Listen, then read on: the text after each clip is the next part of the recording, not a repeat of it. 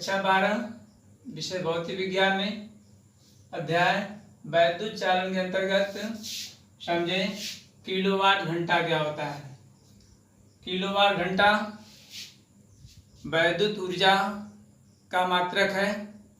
जैसा कि जानते हैं घरों में व्यय होने वाली ऊर्जा वैद्युत ऊर्जा या व्यापारिक कार्यों में जो वैद्युत ऊर्जा व्यय होती है उसको मापने के लिए मात्रक जो वैद्युत ऊर्जा का होता है जूल वह पर्याप्त नहीं होता है।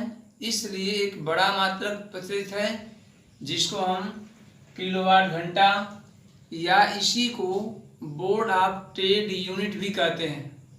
मतलब व्यापारिक कार्यों या मकानों में जो विद्युत ऊर्जा व्यय होती है उसे मापने के लिए जिस मात्रक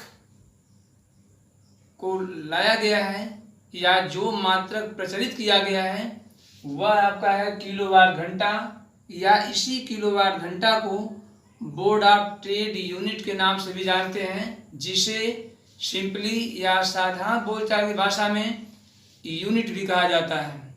इस तरह से एक किलोवाट घंटा या बोर्ड ऑफ ट्रेड यूनिट या इसी को एक यूनिट भी कहते हैं।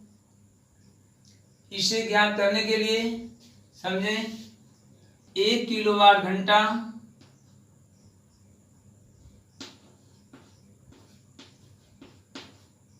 एक किलोवाट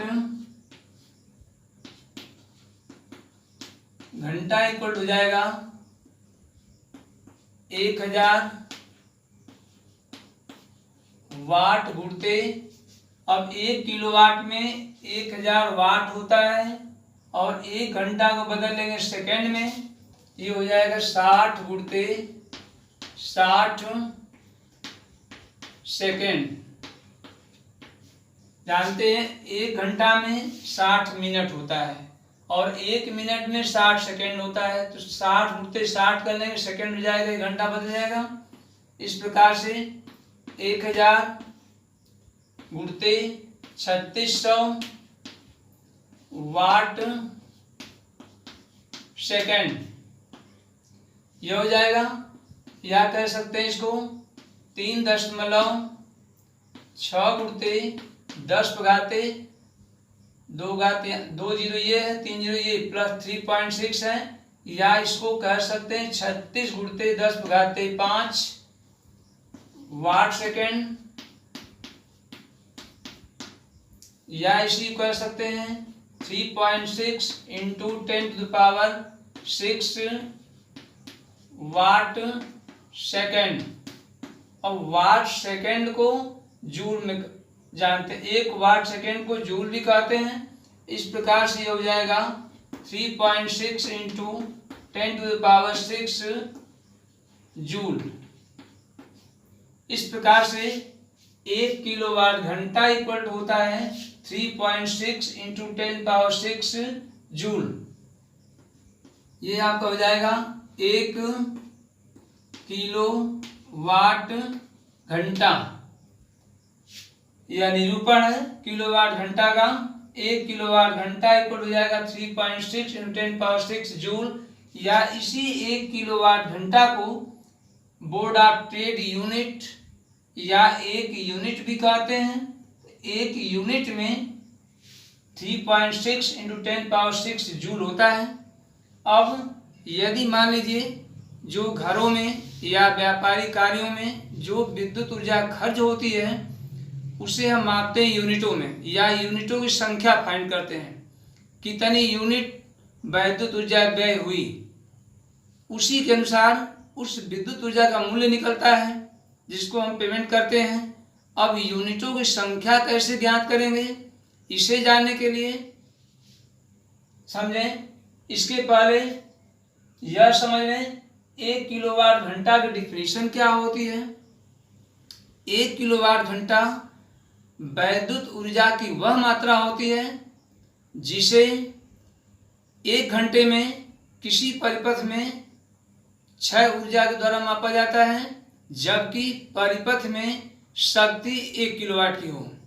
मतलब जब परिपथ में शक्ति 1 किलोवाट है तो 1 घंटे में व्यय ऊर्जा की मात्रा को ही 1 किलोवाट घंटा कहते हैं और इसकी वैल्यू 1 किलोवाट घंटा जैसा कि कैलकुलेट हो चुका है 3.6 10⁻6 जूल होता है। अब यूनिटों की संख्या ज्ञात करने के लिए समझें।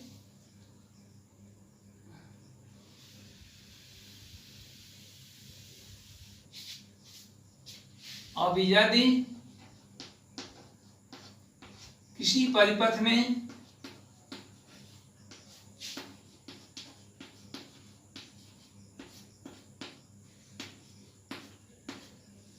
V वोल्ट विभवांतर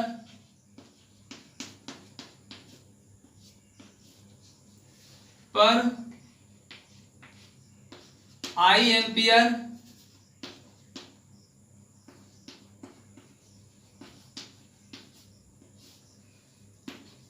की धारा T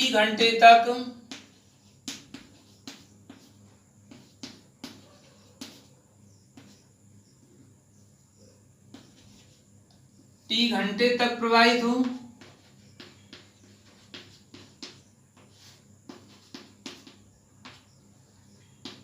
तब परिपथ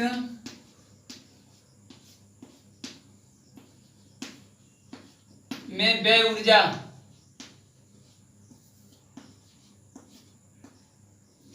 व्यय वैद्युत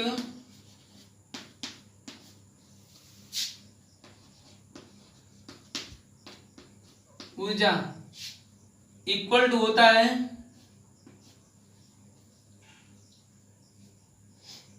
V इंटू आई वाट इंटू टी घंटे हो जाएगा। अब इस वाट को जैसे जानते हैं ऊर्जा इक्वल टू शक्ति गुणित समय होता है, ये पहले लिख दे रहे हैं। वैद्युत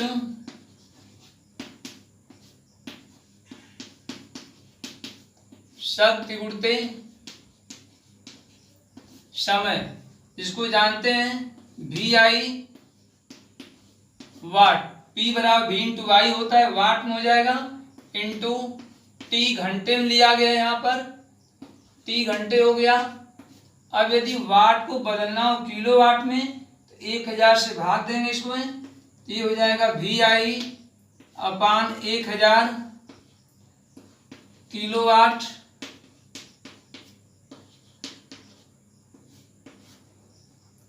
इंटू टी घंटे, या कह सकते हैं इसको V I T upon 1000 kilowatt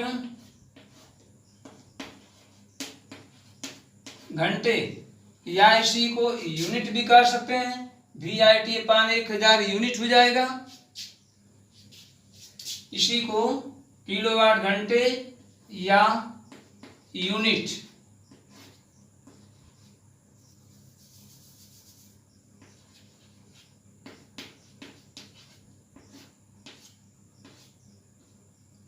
यह भी कर सकते हैं किलोवाट घंटे या इसी को यूनिट। मतलब यदि किसी परिपथ में V वोल्ट विभवांतर पर I एम्पियर की धारा T घंटा तक प्रवाहित हो तब परिपथ में व्यय वैद्युत ऊर्जा की वैल्यू हो जाएगा वैद्युत शक्ति गुणित समय। वैद्युत शक्ति का मान वाट में, T का मान घंटे में रखा गया है। अब वाट को किलोवाट में परिवर्तन किया गया, 1000 भाग देंगे, इस तरह V I T upon 1000 kilowatt घंटे हो गया, जिसको हम एक यूनिट भी कहते हैं। इस प्रकार से निकाल सकते हैं यूनिटों की संख्या।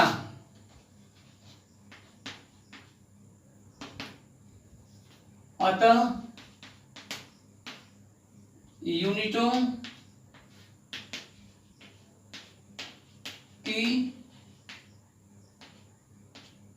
संख्या बराबर ही हो जाएगा वी आई टी अपान 1000, या कह सकते हैं इसको वोल्ट जैसा कि V का मात्रक वोल्ट हो गया, इंटू I का मात्रक एम्पियर, इंटू घंटे बटे हो जाएगा 1000, या इसी को वोल्ट एम्पियर को कह सकते हैं वाट, यह भी हो सकता है वाट घंटे बटे हो जाएगा 1000। यह यूनिटों की संख्या है। इस प्रकार से व्यय होने वाली ऊर्जा का मान यदि यूनिटों की संख्या में काउंट करना चाहते हैं तो यूनिटों की संख्या बराबर हो जाएगा VIT/1000 किलोवाट घंटा, या इसी को वोल्ट एम्पियर घंटे/1000 कर सकते हैं। वोल्ट एम्पियर को कन्वर्ट कर लेंगे वाट में, तो वाट घंटे/1000। इस प्रकार से यूनिटों की संख्या बराबर होती है वाट घंटे/1000। इस प्रकार से हम किसी व्यापारिक कार्य में या घरों में व्यय विद्युत ऊर्जा का मान यूनिटों संख्या में काउंट कर सकते हैं। अब इसके बाद अगली टॉपिक समझें।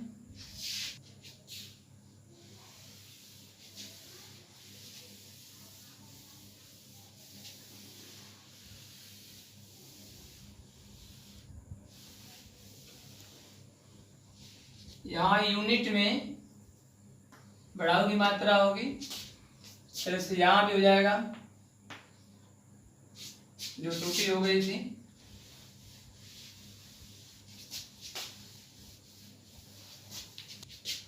समझिए, दूसरी टॉपिक है प्रतिरोधों का संयोजन। प्रतिरोधों का संयोजन दो प्रकार का होता है, श्रेणी क्रम संयोजन, दूसरा होता है समांतर क्रम संयोजन। इसमें पहला नंबर समझिए, श्रेणी क्रम संयोजन क्या होता है। इसमें मान लीजिए यदि 3 प्रतिरोध हो, दूसरा प्रतिरोध,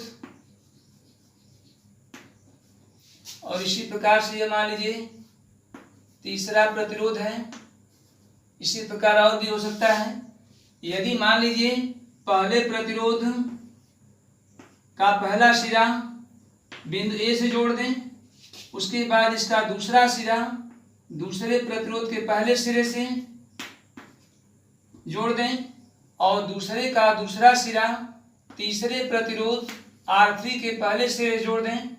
इसी क्रम में जोड़ते हुए अंतिम प्रतिरोध का दूसरा सिरा दूसरे बिंदु से जोड़ दें, बिंदु B से मान लीजिए।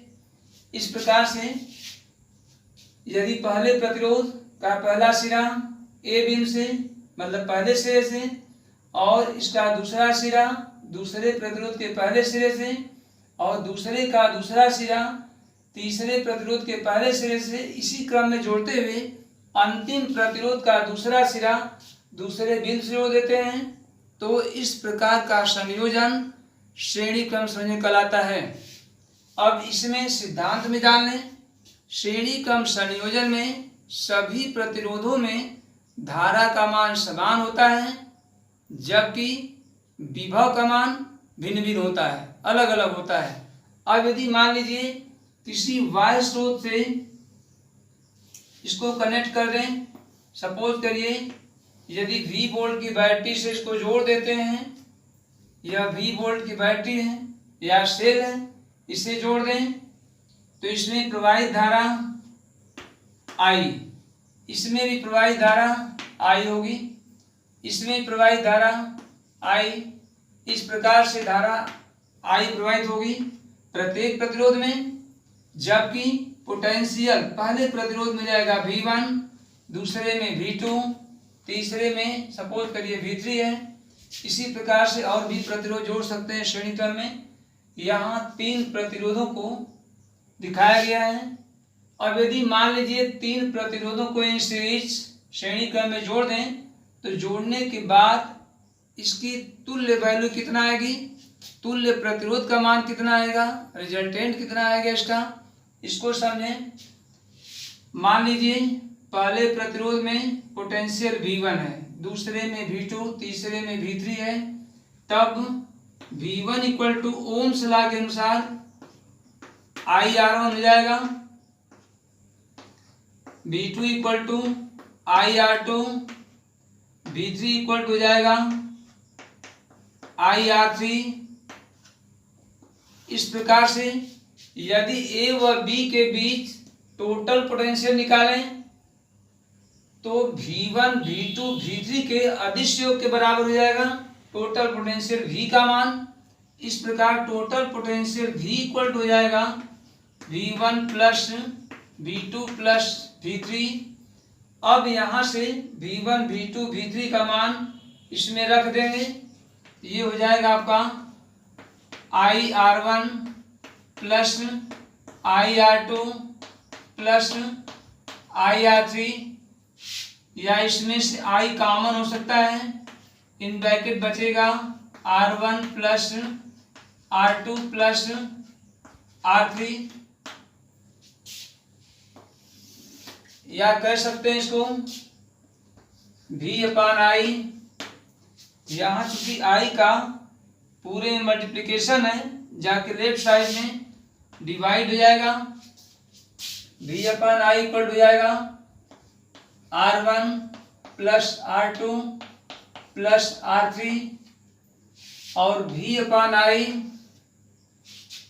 यदि तीनों प्रतिरोधों R1 R2 R3 को जोड़ने के बाद यदि कोई एक प्रतिरोध मिलता है जिसकी तुल्य वैल्यू रिजल्टेंट वैल्यू R मान लें, तो V अपान I को R इक्वल कर देंगे। इस प्रकार से ये हो जाएगा R equal to R1 plus R2 plus R3।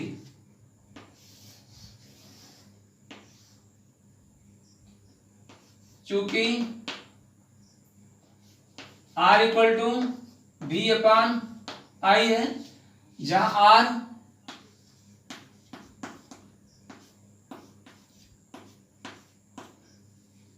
तीनों प्रतिरोधों को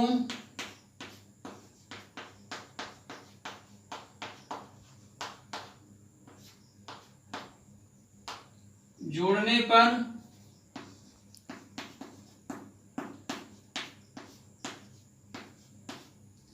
प्राप्त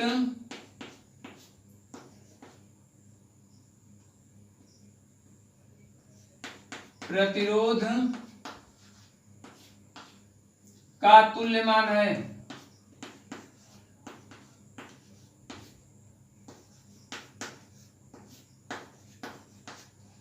मतलब तीनों प्रतिरोधों को जोड़ने पर जो एक प्रतिरोध मिलता है उसकी वैल्यू R है।